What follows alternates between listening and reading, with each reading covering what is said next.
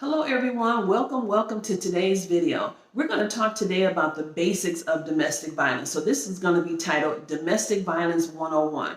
We're also going to talk about intimate partner violence. And you're probably wondering, what is intimate partner violence? Well, great. I'm hoping that you don't understand what it is, and I want you to hang around so I can share more information with you on today's video. So today we're going to talk about those two, domestic violence and intimate partner violence. What is the difference between the two?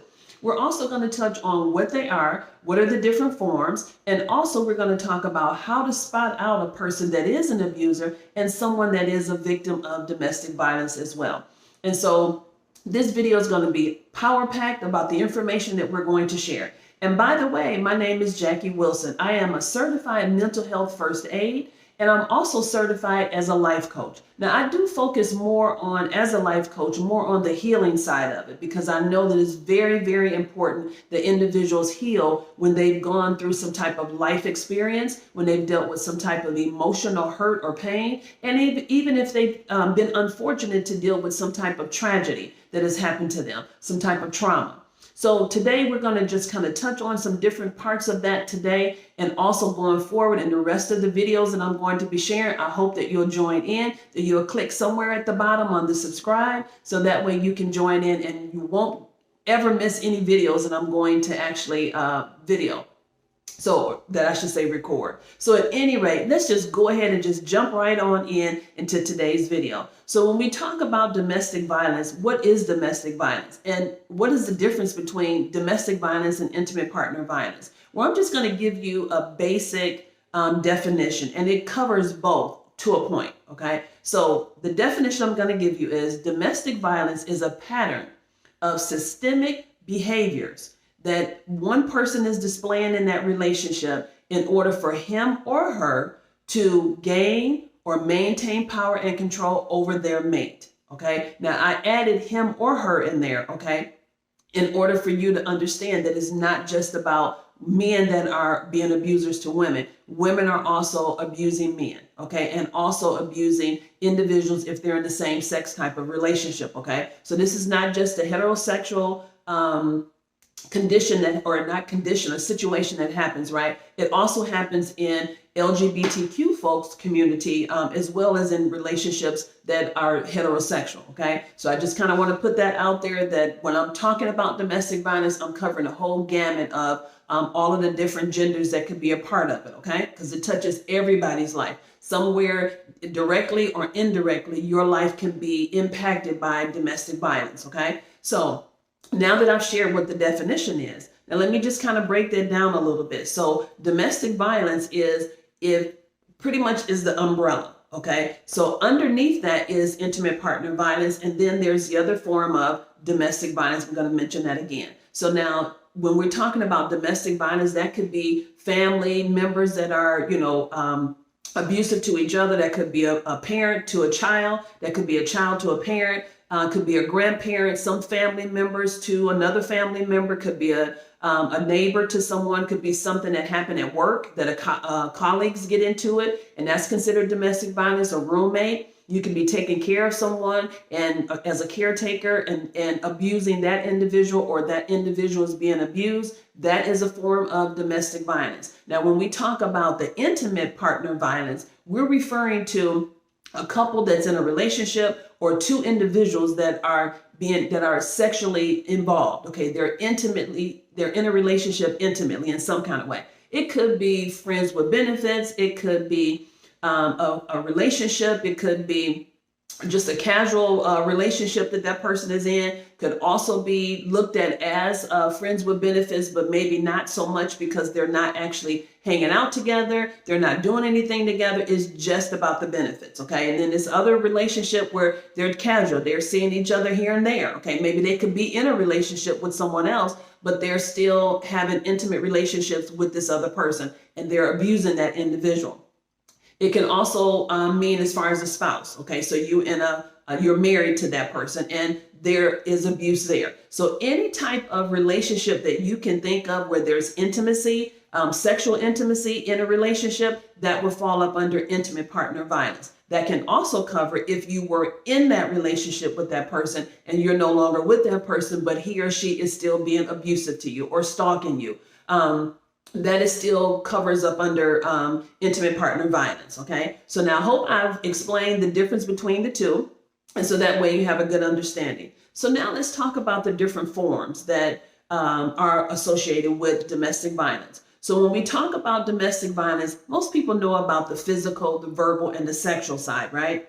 We all know about that. When we see those brochures or those flyers and we see the individual with, bruises on their face or their lip is busted, there's blood somewhere. When we see that, bruises on their arms or whatever, we can look and see that is definitely physical abuse. But what about the ones that you can't see? Like the sexual abuse. You can't see that. You only know when that person has said that they've been in that kind of a situation, right? Verbal, you can hear that if you're around those individuals and you hear how that person is talking to the mate. You can see that part. You can hear that part. There's a visual for you. But when it comes to the other forms that are more hidden, that individuals don't quite know about, I know even for myself, I'm a survivor of domestic violence, and mine wasn't physical, it wasn't verbal, and it wasn't sexual. So to me, my experience of domestic violence didn't fit the mold of what I knew, okay, the knowledge that I had. So I was ignorant to all the other forms. And so I want to share this information with you so that you're not in the same situation that I was in, that you're not ignorant to the other forms. I want you to be educated to the other forms, okay?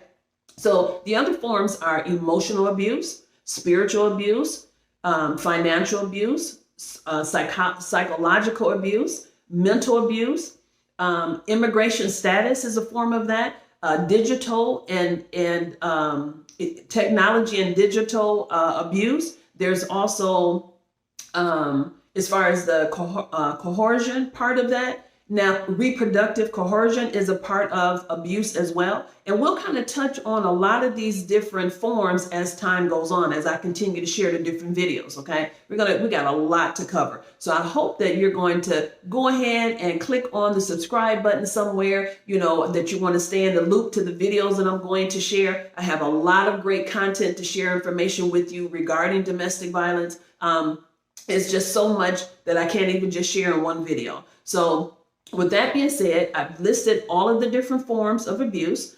So let me just go back over there. So we know there's physical, there's verbal, there's sexual, there's emotional, mental, psychological, spiritual abuse, there's financial and economic abuse, there's technology and digital abuse, and there's also immigration status. And there's also the another one that most people don't associate together is reproductive coercion. So all of these are different forms of abuse. Now, some of them you can't see, like the ones I just recently mentioned. You can't always see emotional, mental, and psychological abuse. You can't always see spiritual abuse, right? You can't sometimes even see financial abuse. If the couple is together, you don't know what their finances are like, right? You don't know if this person is giving this other individual money. So you may not know until that person actually opens up and shares with you that they are in this type of a relationship and that they're not being able to have access to the finances. So it's going to kind of touch on a little bit about that, but I wanted to just kind of share those different forms with you. And I also want to share some things that you can kind of look for in order to help a person that you think could be an abuser.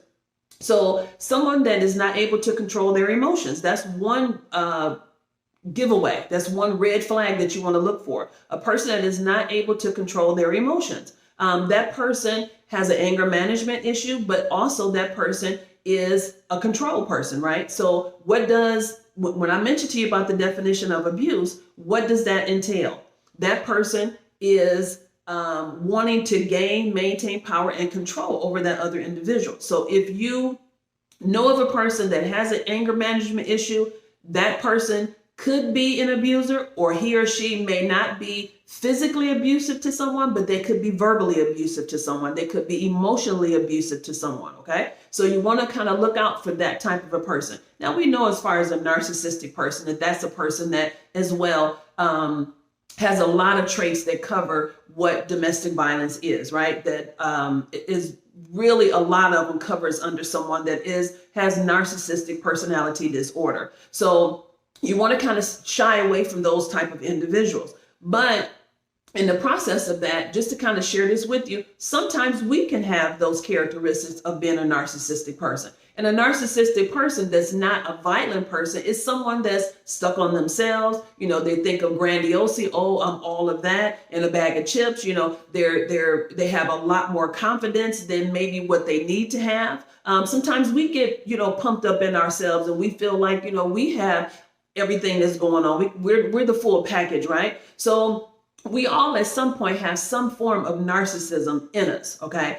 It all depends on how we activate those, how we allow that narcissist part of us to come out. Are we going to be boisterous with it? Are we going to be very bold with it? You know, are we going to be controlling with it? Or are we just going to, you know, be like, okay, I know I have it together, and be humble with it, you know, and not like allow it to control other people or to be demeaning to other people. So I just want you to kind of look up what the definition is of a narcissistic person, okay? And so you'll find out a lot of great information when you look that up.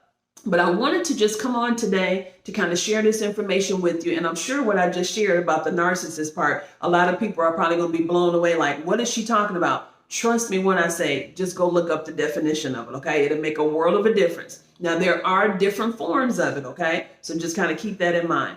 But I wanted to just kind of share this information with you today because I want to be able to be informative for you all. I want to share this information. I want you to be armed and dangerous, as I like to say. So that way you have all the information that you need regarding domestic violence and intimate partner violence. So now that this video is getting ready to end, I want you to continue on and follow me with my next videos, and also go back and look at some previous videos that I've already recorded, ones that have a lot of great information as well. And so as I mentioned, going forward, we're going to continue to keep talking about how to heal from different tragedies that may have happened to us, different emotional life experiences that may have happened to us along the way. How do we heal from that? And you might ask, well, how did you heal from what you experienced with domestic violence? Well, guess what? I'm going to share that information with you as well as time goes on. So I greatly appreciate you all watching the video today. I appreciate you following me, you know, along this journey that we're going to share this information. I'm also going to share with you on the next video the books that I've written that can help you on your healing journey as well, okay? So with that being said, continue on. I want you to continue to follow me, continue to click on the subscribe button somewhere, wherever it might be. I'm not sure where it's showing on here, but go ahead and click so you can continue on and you won't be left out on any videos. And with that being said, you have a great rest of your day, and I look forward to seeing you all when you got it on the next video. Bye-bye.